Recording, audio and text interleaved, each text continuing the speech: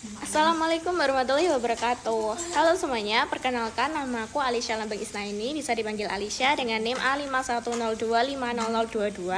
Di sini saya akan membacakan artikelku yang bertema Pendidikan sebagai Pilar Pembangunan Bangsa Menuju Indonesia Emas tahun 2045. Artikel ini diajukan untuk memenuhi tugas akhir perkuliahan filsafat pendidikan. Tujuan artikel saya di sini, pendidikan merupakan elemen strategis dalam pembangunan bangsa. Dalam konteks Indonesia, pendidikan tidak hanya berfungsi sebagai alat peningkatan sumber daya manusia, tetapi juga sebagai medium pembentukan karakter nasional dan alat pemberdaya masyarakat. Artikel ini mengulas peran pendidikan dalam konteks historis, sosiologis, ekonomis, geografis, dan yang lainnya. Sebagai pondasi utama pembangunan berkelanjutan, pendekatan yang digunakan bersifat kualitatif deskriptif dengan data sekunder dari lembaga nasional dan internasional. Artikel ini juga untuk mengevaluasi kebijakan pendidikan yang ada di Indonesia serta memberikan rekomendasi strategis untuk meningkatkan kualitas dan pemerataan pendidikan demi mewujudkan Indonesia Emas tahun 2045. Jadi visi cita-cita ini yaitu Indonesia menjadi negara maju, berdaulat, adil dan makmur tepat pada peringatan 100 tahun kemerdekaan. Untuk mencapai tujuan tersebut, pembangunan manusia unggul menjadi persyarat utama, dan pendidikan merupakan perjalanan utama untuk mencapainya.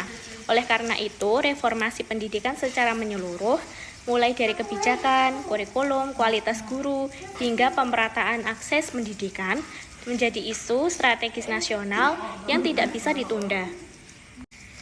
Jadi pendapat saya tentang artikel yang telah saya buat dengan rekan saya Mas Hita dengan NIM 08, pendidikan kita itu nggak bakal maju kalau kita itu berfokus kepada akademik saja.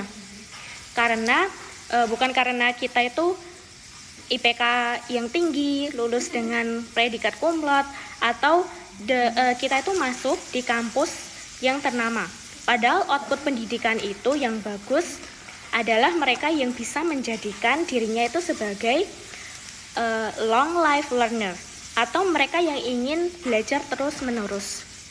Tan Malaka Nardi Republik Indonesia mengatakan, kemerdekaan Indonesia hanya dapat dicapai oleh rakyat yang sadar, terdidik, dan berorganisasi. Tanpa pengetahuan dan pendidikan, kemerdekaan hanyalah kata kosong. Dan rakyat jelata itu kadang selalu mengatakan seperti ini, kami itu cuma orang kecil, makan aja susah, sekolah tidak tamat, dan logika itu buat apa untuk kami? Dan Aristoteles itu mengatakan justru kalian adalah orang kecil, logika itu penting. Rakyat yang tidak berpikir logis akan selamanya ditipu oleh orang yang berbicara manis, seperti itu. Jadi logika itu teman terakhir rakyat kecil dari tipu daya kedugaan dan penjajahan bentuk baru rakyat yang tidak berpikir logis akan selamanya ditipu. Kunci negara maju itu adalah pendidikan.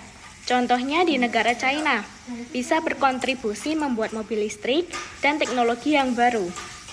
Teknologi maju itu juga harus dari pendidikan itu sendiri. Kualitas guru di Indonesia itu bukan kurang bagus, namun hanya sedikit peminatnya karena dipandang rendah. Bukan tidak ada yang ingin menjadi guru. Dan kampus ternama aja itu kebanyakan tidak ada jurusan yang mengarah ke pendidikan. So, you can do the things that you're scared of. And that's, I think, where the most growth happens. Dan pada saat kita melakukan hal yang sangat kita takuti dan kita nggak yakin kita mampu, kita itu sebenarnya lagi tumbuh banget di situ. Saya ingin berpendapat tentang beasiswa dan bantuan pendidikan, bukan seperti LPDP saja, Lembaga Pengelola Dana Pendidikan ataupun BU, beasiswa unggulan. Namun di balik beasiswa unggulan tersebut, mengapa di situ juga ada kuota tentang penerima beasiswa unggulan, terutama kepada mahasiswa, itu tertuju kepada kampus ternama seperti UGM, UI, dan lain-lain. seperti top 10. Dan mengapa seperti kampus swasta atau kampus yang di bawah Kemenak itu tidak bisa mengikuti beasiswa unggulan? Karena beasiswa unggulan itu tertuju kepada pelajar atau mahasiswa yang ada di Indonesia. Belum juga tentang oknum-oknum yang membuat beasiswa atau program volunteer yang memiliki beberapa seleksi, yaitu wawancara, mungkin dari 2 soal, 2 step seleksi seperti itu. Dan pada akhirnya mereka disuruh membayar beberapa juta untuk mendapatkan beasiswa tersebut. Seperti nanti kalau misal kita sudah lolos di tahap terakhir, kita ingin mencari beasiswa di luar negeri. Namun dengan itu kita harus membayar beberapa juta terlebih dahulu sebelum wawancara. Seperti yang telah saya omongkan tadi, bahwa rakyat yang tidak berpikir secara logis akan selamanya ditipu oleh orang yang berbicara manis. Bahwa faktanya teman-teman, dunia literasi di Indonesia itu sangat rendah karena minimnya sumber daya manusia dikarenakan dari faktor pendidikan dan ekonomi. Hal ini terjadi kepada penerus bangsa yang ingin bersekolah negeri impian mereka. Terhalangnya adanya kebijakan SPMB yang berbeda di setiap tahunnya menjadi kesenjangan sosial bagi wali murid dan siswa, menjadi permasalahan pendidikan. Siswa terbuang oleh sekolah negeri yang ringan biaya dan harus bersekolah di bawah naungan Kemenak atau swasta. Bahkan ada yang memutuskan untuk putus sekolah.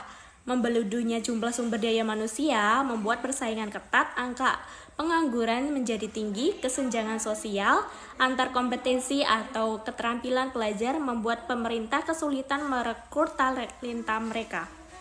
Dan UNESCO pernah menempatkan Indonesia di peringkat kedua dari bawah dalam hal literasi club yang menunjukkan rendahnya minat baca masyarakat dalam data tahun 2022 berdasarkan program for International Student Assessment atau PISA. Indonesia seringkali berada di peringkat bawah dalam hal literasi membaca meskipun ada sedikit demi sedikit peningkatan pada tahun 2022. Bukan hanya itu, permasalahan yang ada di Indonesia, itu juga banyaknya sekolah-sekolah negeri, sekolah dasar, sekolah menengah pertama maupun menengah kedua atau atas, banyak sekali di pelosok yang sudah tutup karena kekurangan murid. Jadi, sejatinya hidup itu bukan tentang seberapa lama kita hidup, tetapi seberapa besar manfaat yang kita berikan kepada sesama, dari Bapak Soekarno. Di sini saya juga membuat esai untuk seleksi beasiswa unggulan tahun 2025 pada bulan Juni kemarin. Namun saya belum lolos tentang itu dengan judul Kontribusiku untuk Pendidikan Indonesia Memasuki Kuliah. Dengan kata-kata, the scary news is you're on your own now. But the cool news is you're on your own now. Yang dari Taylor Swift, yang artinya berita yang buruk itu adalah yang sekarang. Namun, berita yang sangat keren itu adalah jalanmu sendiri yang sekarang. Terima kasih. Wassalamualaikum warahmatullahi wabarakatuh.